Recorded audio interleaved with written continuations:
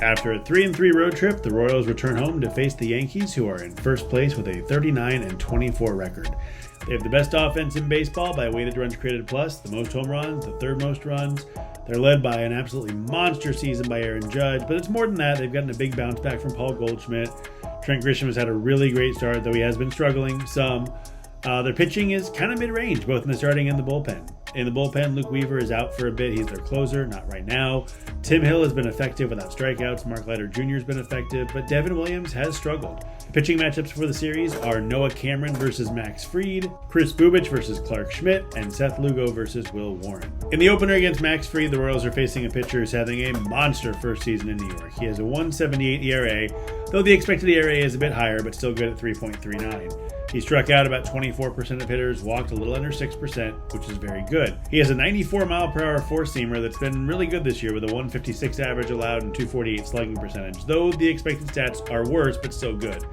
His sinker does get some whiffs, which is kind of rare for a sinker. His curve has a 34.3% whiff rate, and he has a sweeper and a changeup as well.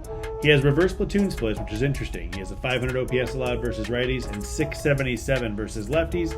That difference is almost all in slugging percentage, so that might bode well for Jack Caglione.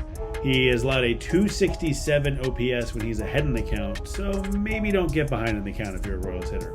He is way better with runners in scoring position, which might mean some regression is coming, but he is coming off a really good outing against Cleveland with no runs on one hit allowed in 6 innings. He gave up 2 runs on 5 hits to the Royals in 6 2/3 when the Royals faced them in New York. In Game 2, they will face Clarke Schmidt, who had a late start to his season but made his debut against the Royals back in Yankee Stadium, where he gave up 3 runs on 4 hits in 5 2/3 innings with 2 strikeouts and 2 walks, so not a great outing.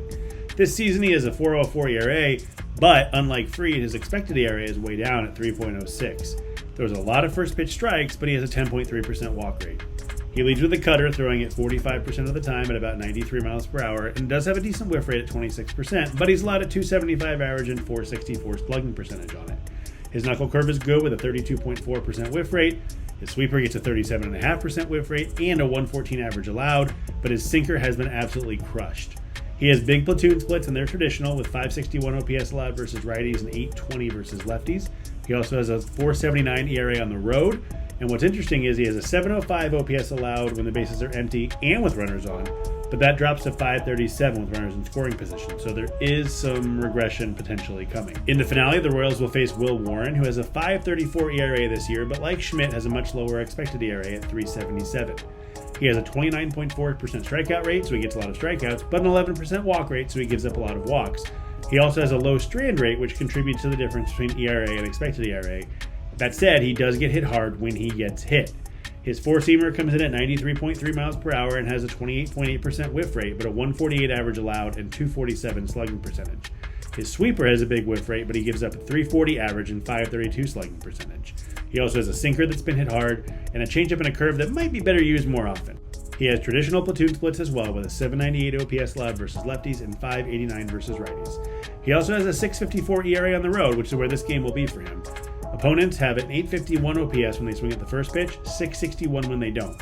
It's a pretty good formula for the Royals because they swing on a lot of first pitches. This is a big series for the Royals after losing 2 of 3 to the White Sox. With Jack Caglione's debut in Kansas City this week, they need to take this series.